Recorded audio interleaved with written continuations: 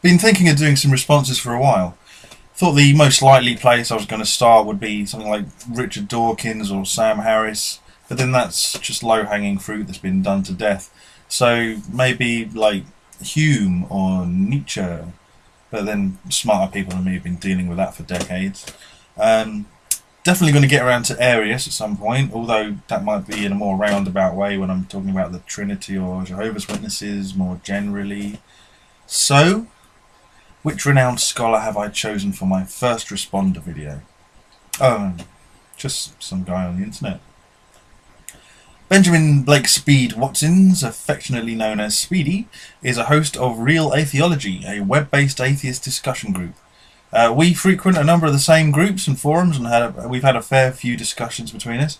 I'm happy to say he's a pretty reasonable guy, and at the very least, he's not one of those incredibly hostile, angry keyboard warriors that you usually get on internet groups like that, on either side of the discussion, I must say. So, yeah, that's very much appreciated. You can actually have a conversation with him that doesn't immediately dissolve into rage. He produces what my pal Cameron Bertuzzi might call quality atheist output, which I think is an oxymoron, but I get his meaning. His stuff is amongst the best you'll see out there. So why have I picked this guy? Well, I don't like to make things personal, but it seems to me that Speedy's pet projects are disproving the moral argument and defending the problem of evil. Now, you know me, hashtag problem of evil, no problem. So to see the same guy putting out his stuff almost exclusively is annoying in the sense that he's constantly going on about a subject that's had its day. Quit flogging that horse. Stop! He's already dead. His presentation is neat and polished, and like I say, he gives the best that atheism has to offer, so for the people plagued with confirmation bias who read or hear his stuff, it sounds impressive. They can knee-jerk applaud his efforts and believe atheism is still an intellectual monolith. So because the stuff he keeps putting out is being thankfully received by adoring fans, I will have to destroy it for the good of the world. Nothing against Speedy himself. I'm all about dealing with the ideas and the arguments. He's not an idiot. But I do wonder if the constant coverage of these topics is more to convince himself than anyone else, maybe. Obviously, he's an atheist, but he also believes that objective moral values can be found without God. And that there alone, to me, is a massive contradiction in his worldview. So maybe these recurring arguments are his way of trying to resolve the contradiction instead of just accepting it. It's not fair to speculate too much on that type of thing, so give him the benefit of the doubt. I'm just going to go crack on with the latest instalment of Speedy's Moral Arguments. Recently he put out a post with a selection which, in my mind, adds up to a whole heap of nothing, while it seems to him that it's an overwhelming case in his favour. We can't both be right. So let's take a look. The post opened like this. Contemporary apologists are fond of claiming that without God there would be nothing good or bad, right or wrong. If God does not exist, then there are no objective moral truths. This quickly leads into a moral apologetic where it is claimed that if anything is good or bad, right or wrong, then God must exist. But this claim is false.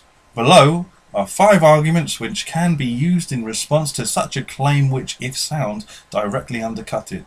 These arguments will go a long way, since most, if not all, apologists give little to no justification for their claim that atheism, somehow, implies moral nihilism or moral subjectivism. And the 5 arguments he's got are the argument from intrinsic value, the argument from the autonomy of ethics, the argument from the robust objectivity of morality, the argument from psychopathy. I said that weirdly, and I'm going to stick with it.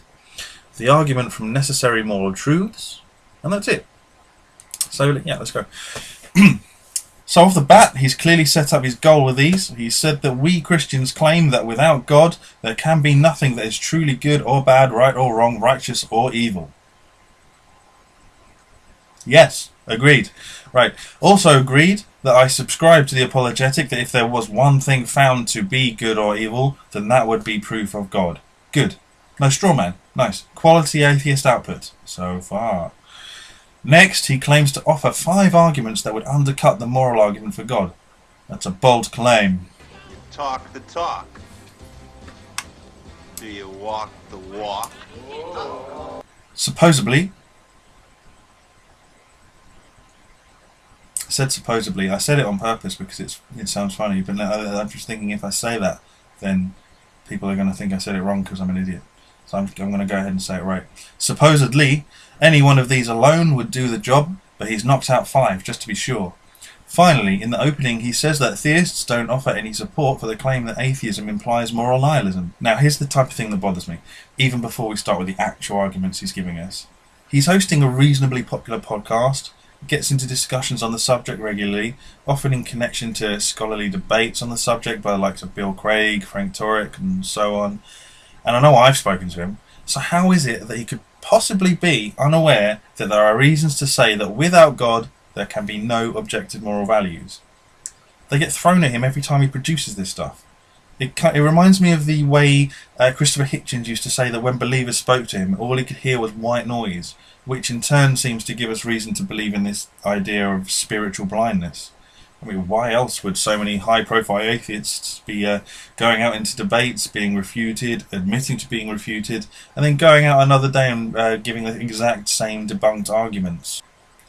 I mean, it's either the spiritual blindness, or maybe they have a fan base to please and books to flog and can't lose face. I don't. Anyway, we're probably going to go over some of the reasons in response to his arguments, so let's just get on with it. Okay, so the first one, the argument from intrinsic value. Premise A. If things could only have value in virtue of God existing, then God is the only thing of intrinsic value. Premise B. But some things other than God are of intrinsic value. Example, happiness, suffering, freedom, truth, etc.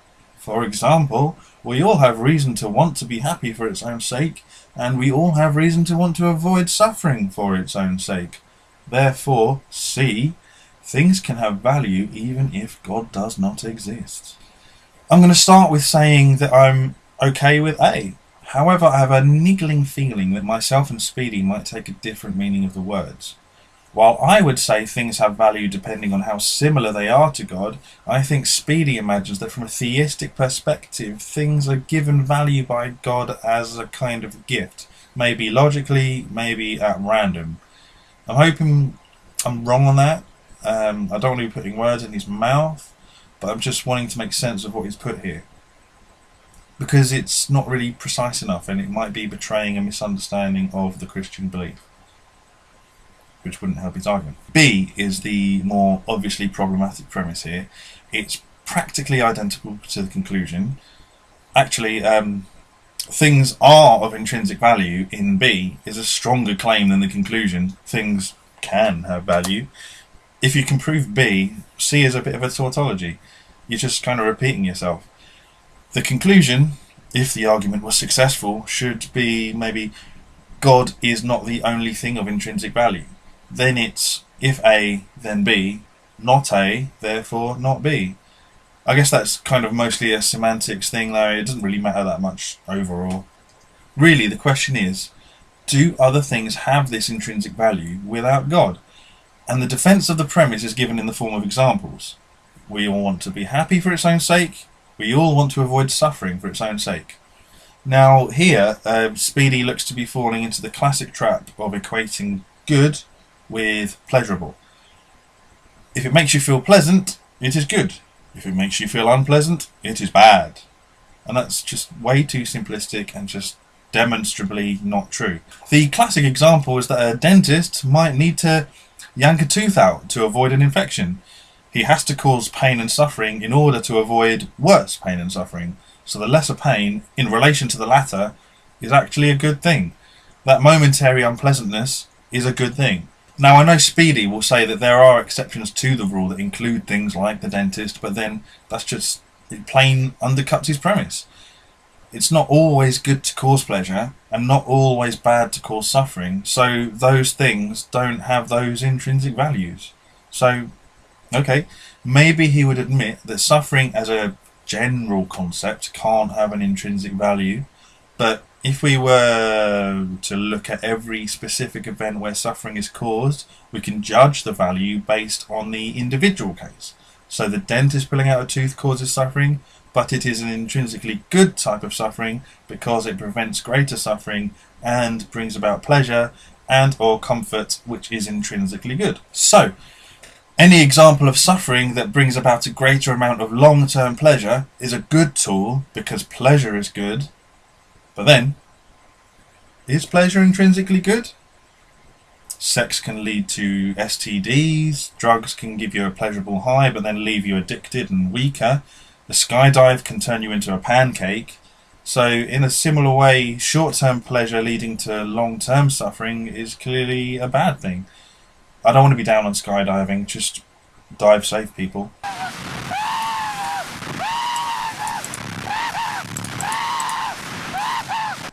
In short, you can't make the blanket statement that pleasure or happiness is intrinsically good and suffering is intrinsically bad.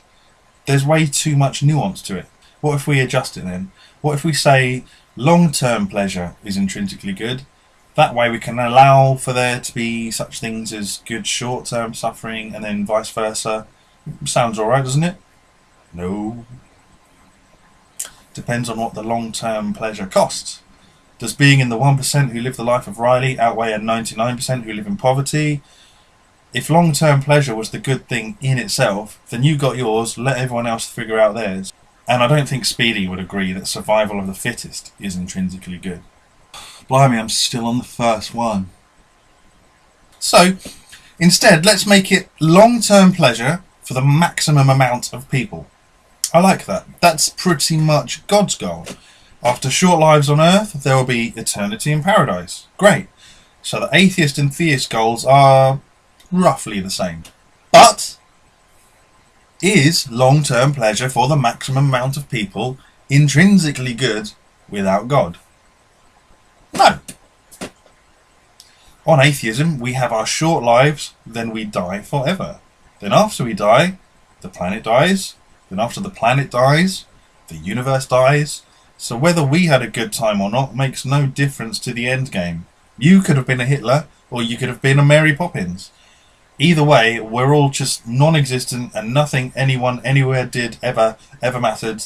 It all just becomes neutral and there's no long-term pleasure or pain on atheism. So the focus then switches to our lives while we have them. We should make the best of them while we can, says the atheist. But the big question of why looms over them. There's no answer except, I like pleasure. I prefer to experience as little pain as possible. And it can just about stretch to, if I can cause other people less pain, they in turn will hopefully give me the same respect. I don't know why this atheist is talking like that. That's not an impression of anyone. It's not. I don't know where that came from. It's just trying to differentiate me talking, and I'll try not to do that again. It's definitely going to happen again. So yeah, on a purely selfish or human-centered outlook, you can come up with a set of moral codes that might best improve the chances of people experiencing more pleasure and less suffering, but there's no reason beyond that to do it. It's all subjective, based on either the individual or the human species. Once the human species dies out, the whole code goes with it. It was and can never be objective. The only way you can crowbar objectivity into that setup is that you have the subjective goal of human well-being maximised, coupled with the objectively most effective morals and laws that achieve that goal. That's not objective moral value or duty. That's the best logic applied to a subjective moral value system. A lot of atheists love those animations of outer space that zoom out from the Earth past stars and galaxies, showing us how tiny and insignificant we are in comparison to the whole universe. The human is a dot among 7 billion other dots who are on a planet that is a dot in a galaxy, which is a dot in a vast universe. What could ever be intrinsically good about what you do in that scene? A universe that big on atheism is not going to miss it when the speck of dust that is the human race disappears. On atheism, humanity is completely neutral and insignificant. No good can come of it, no matter how hard it tries. It will never improve anything. Now with God and heaven and the afterlife and all that, we have goals that stretch on with eternal consequences. This life, this short life, sets us up for the next, the eternal life. Atheism cannot compete with that when it comes to moral standards. Now I'm not saying that because the implications of atheism are bleak and depressing, that means it's not true. And I'm not saying that because atheists cannot achieve their moral goals, that means it is not true. I'm saying that the goal of atheism is purely subjective, and that means that it can only offer subjective morality. And then, because atheistic morality is based only on the subject of humanity, and humanity, on atheism, is doomed to die without ever making a squat difference to anything except maybe itself, then moral nihilism, or everything being ultimately meaningless, is the only logical conclusion. That's also not to say that I encourage atheists to live non-moral lives. I'm very happy for atheists to continue living as though morality is a real thing. I'm very happy for them to continue treating people as though they matter and that goodness is a virtue. I don't want to stop that, but the facts of reality dictate that atheists should realise that by being morally good people, they are living a lie. Because in their worldview, there's just no room for objective morality. So, by all means, try to make your life and the lives of others around you better. Try and improve the human condition as best you can. I'm all for that. Just don't pretend there's any reason outside of human self-interest for doing it. Gosh, I'm hoping having covered all that on the first point means I don't have to work so hard on the following ones. So yeah, B is as false as anything could be, so this argument doesn't work. Basically, he said that theists claim that nothing can be good without God, and so he responds that some things are good without God, and gives no defence of that claim. Granted, he thinks that theists don't defend their claim either, so if that were the case, you'd just have two opposing unsupported claims, which is a pretty lousy place to be. You can't really make a judgment from there. But like I said, and have just done, there is a defence of the theistic claim, and it's one that I think is impossible to get around. Next! The argument from the autonomy of ethics. Now what he's done here is he's continued the lettering from the previous, which I mean, it's fine. It's fine. I just don't like starting on D.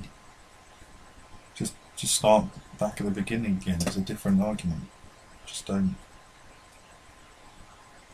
Anyway, let's just get on with it.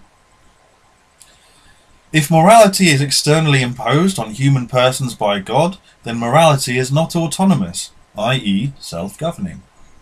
But morality is autonomous. Morality requires us to give ourselves moral principles, which we could all rationally will. Therefore, morality is not externally imposed on human persons by God. On this one again, I think there's a vagueness to the words that makes them a bit unclear. Specifically this phrase, externally imposed. Now I'm taking Speedy's meaning to be that God programs us with moral principles that we follow without thinking about them ourselves. The other meaning, which I would be more comfortable with, but I don't think makes sense in the context of the argument offered, is that God is a lawmaker, and he tells us what his laws are, and judges us for failing. So, imposed in the same way our human governments impose laws. We can break human laws, we can disagree with human laws. It's the same with God's laws. But what Speedy seems to be describing is like a puppet master, and I don't think that's what God is. So actually, I guess I agree with his conclusion, given that definition, but that is not the definition of God and the way he gives us laws. So the whole thing amounts to a straw man. Just to clarify, I think this says that, premise 1, if God programs us with moral laws, then we cannot choose our moral principles. P2, we do choose our moral principles. C, therefore, God does not program us with moral laws. Okay, but my belief is that God puts moral laws out there for us to know about, and it's our choice whether we go along with them or not. It's not programmed in a way that makes us robots that have no choice but to obey. So this argument goes nowhere. On to number 3, and I'm ecstatic that that one didn't take so long. The argument from the robust objectivity of morality. If moral truths depend on God, then moral truths depend on the attitudes or responses of a subject. But moral truths do not depend on the attitudes or responses of any subject, i.e., they are discovered by subjects and not invented by any subject. Therefore, moral truths do not depend on God. What I'm seeing here is a reworded version of the Euthyphro dilemma, or as I like to call it, Euthyphro's false dilemma.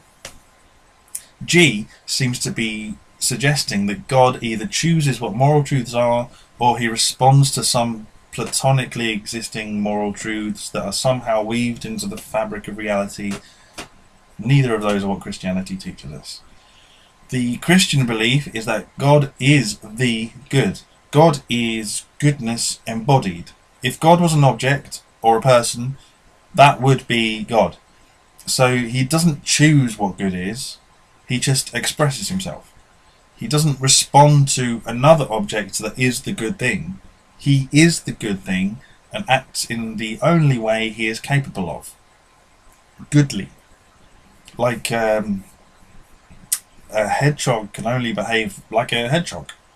It doesn't look at another hedgehog and think, oh, that's what I'm supposed to be doing. It just knows how to hedgehog. And it doesn't look at a cat and think, oh, jumping onto fences is a great thing that hedgehogs do. I'll do that. It's become abundantly clear to me that this is one of those godly attributes that is difficult to find an analogy for. Basically, you have God, who is Mr. Good. He is the epitome of goodness. He is the foundation of reality. He is the source of existence. Without him, nothing else exists or matters. As he is the ultimately good being, he wants everyone else to be as much like him as possible. And remember, he's also all-knowing, so he's not wrong on this. So he gives us laws that guide us as to how to be best like him and achieve the greatest amount of good in the world. I can hear skeptics pulling out their infidel.org notes and pointing to their favourite angry Old Testament God passages while I'm saying this. Ignore that for now and focus on the main point of the Christian definition of God. All that stuff is a different subject. It's obviously important, but it's not currently relevant to what we're talking about. So, the Christian concept of God is that he is the ultimate goodness embodied. And if you actually think about what goodness might be if it was some kind of object, you'll probably have to conclude that it would be a personal being who could make moral choices and give love and so on, which is another reason why I think some kind of platonic object that is goodness doesn't make sense if it's not God. So if God is ultimate goodness embodied, then he doesn't respond to a different platonic goodness, and he doesn't randomly choose what things he wants to be classified as good things and bad things. He acts accordingly to his own nature, and the moral laws he gives us are the only possible moral laws that fit with perfect goodness. God's moral laws are not subjective, they are objectively based in the perfectly good object that is himself. So, yeah, G is Euthyphro's false dilemma. It's a piece of crap, it doesn't work.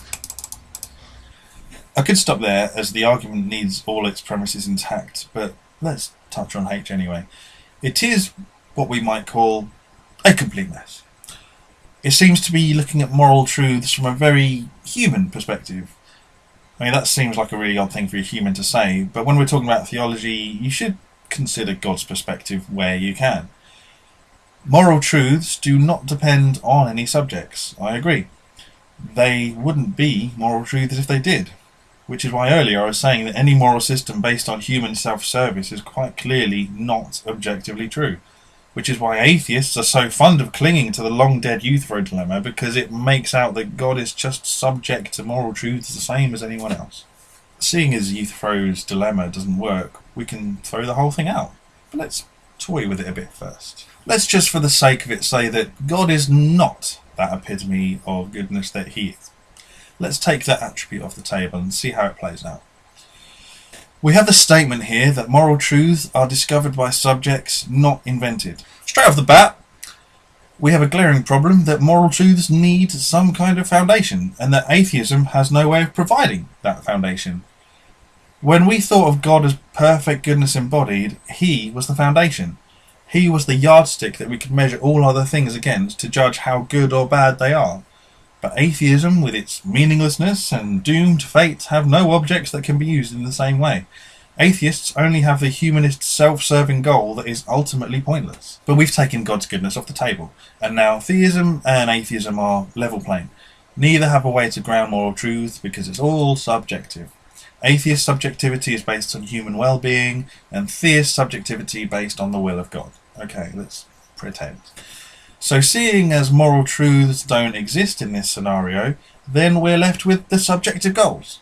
If God still loves us and everything, then the goals are still roughly similar. We're looking for the best ways to improve our existence. For this point, it doesn't even matter, actually. I could even grant, for argument's sake, the moral truths do exist in some nondescript platonic object or somehow weaved into the fabric of reality, even though that makes no sense at all.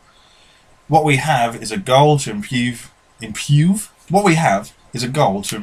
human life. And one team has human minds, one team has God's mind. Now, will you pick the team that has fallible, corruptible, limited minds, or the team that has a loving, all-knowing, all-powerful mind? Of the two, I think it's obvious which one is going to spell out the better moral code. Seeing as this argument Speedy has given us doesn't conclude anything about God's existence, it doesn't actually shatter any faith we should have about God's ability to provide us with the best moral codes.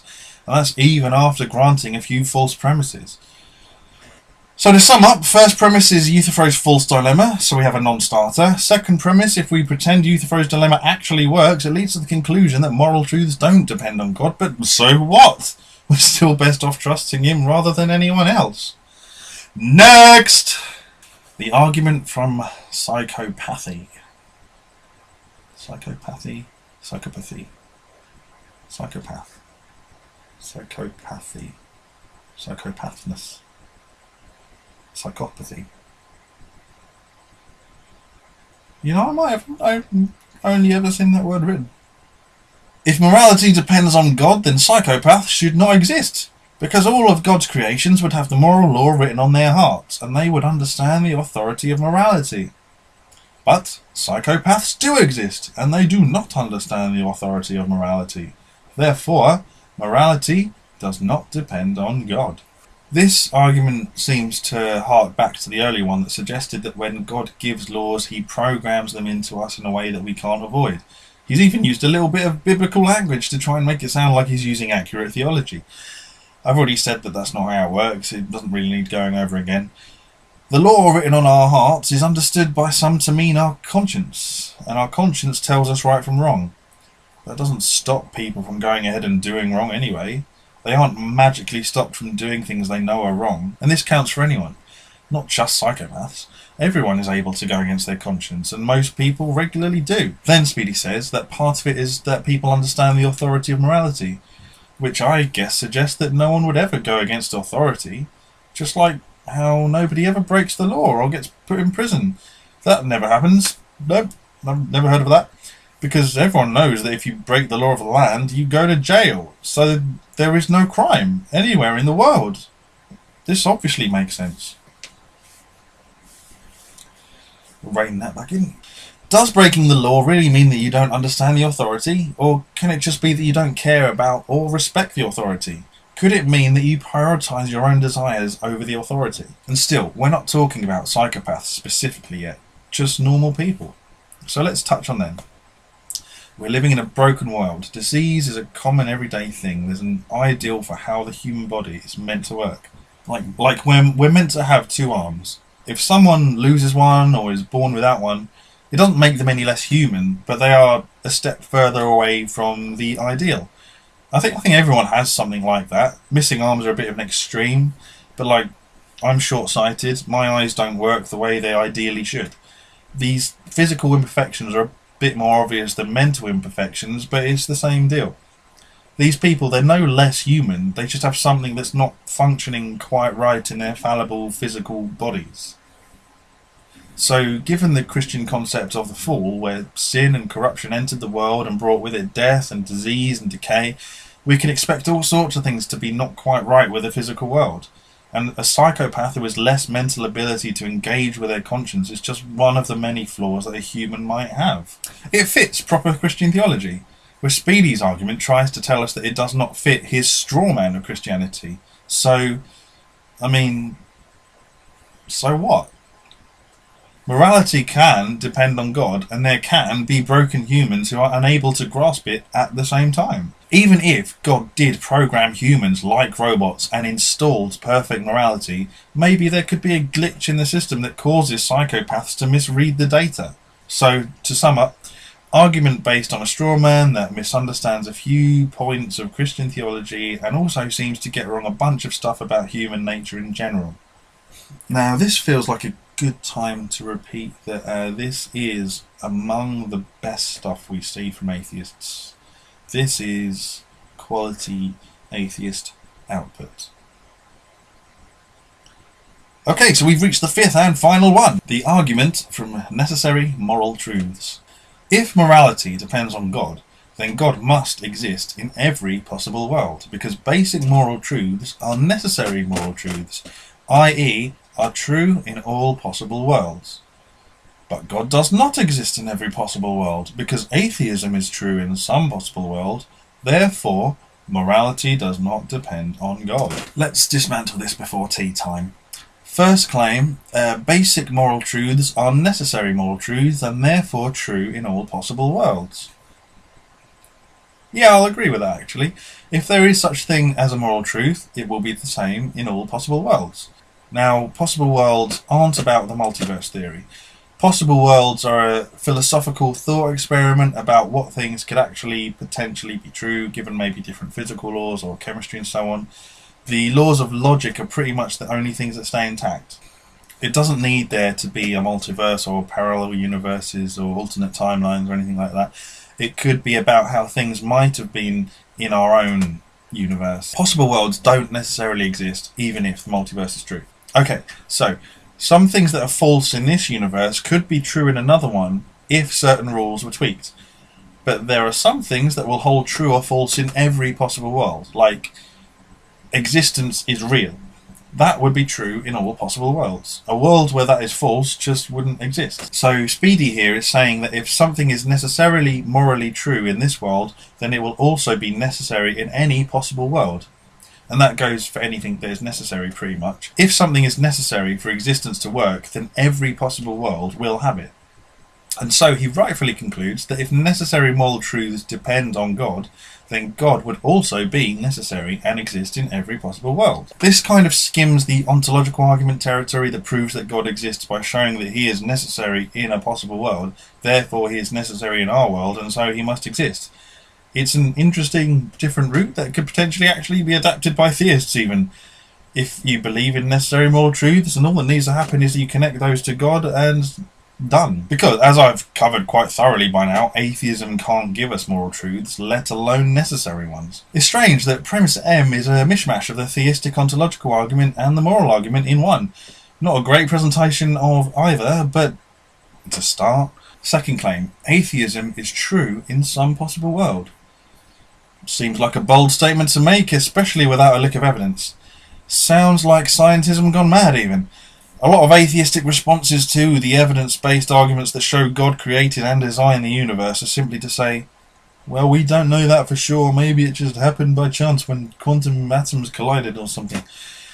This claim from Speedy is taking that barrel scraping and stretching it out. Well, if it didn't happen in this universe, maybe a different universe created itself. It's a strange kind of atheism that suggests that God exists in our reality, but in some reality that may or may not exist, God doesn't exist. Which, I mean, apart from being the worst argument going for atheism, only in an attempt to show that you don't need God for morality, again it misunderstands Christian theology. God is infinite. He wouldn't exist in one world and not another. Anything that exists would be grounded in him. If he exists, he's as necessary as anything could possibly be, which is what the ontological argument for his existence is about. There really needs to be some support for the incredible claim that atheism is true in some possible world. But if there was any such support available, then that would probably be the end of theism in this universe. So we wouldn't need to go into philosophical possible worlds to speculate about it. I mean, I don't really do much in defence of the ontological argument for God, but on the face of it, it makes more sense than this. Based on our current knowledge, it is very possible that in some possible world, the universe was created by an omniscient, eternal being who grounds everything else. Our current knowledge doesn't allow for anything like a universe that creates itself or an eternal universe. In fact, our current knowledge is very much against both of them. So really, for this argument to fly at all, Speedy has a huge uphill struggle to defend N. See, from what I know of reality, I don't think it is possible that atheism is true. So you can't just throw out the statement that in some possible world, atheism is true, because it doesn't match the logical facts that we have. I would only say atheism is possibly true in the sense that it's possible that despite everything I've learned, I could be wrong. Given the data that I have, atheism is impossible. Given the condition that the human mind is capable of making mistakes, atheism is possible, I guess. But that's about it. But if I believe things that aren't based on facts and data because I might be wrong about the data I have, then I'm going to have a very difficult time sorting reality from make-believe. The possible world theories can logically tell us that God is possible because the theory of an eternal being who grounds and creates all other things is a complete picture that makes sense. It's like a theoretical model with all the pieces in place. The atheistic story of origins is a lot of I don't know how that happens or where this comes from. I just think it did, and we'll figure it out, maybe, I hope. So there's no way to say if it's logically possible or not. It's not complete enough. In the meantime, the data we have is that the universe is not eternal, and something cannot come from nothing, which means the options for atheism just aren't there. So there we have it. 5 of the best arguments for an atheistic morality there. Good effort, Speedy, but that's enough of that now. Right, stop that! Silly!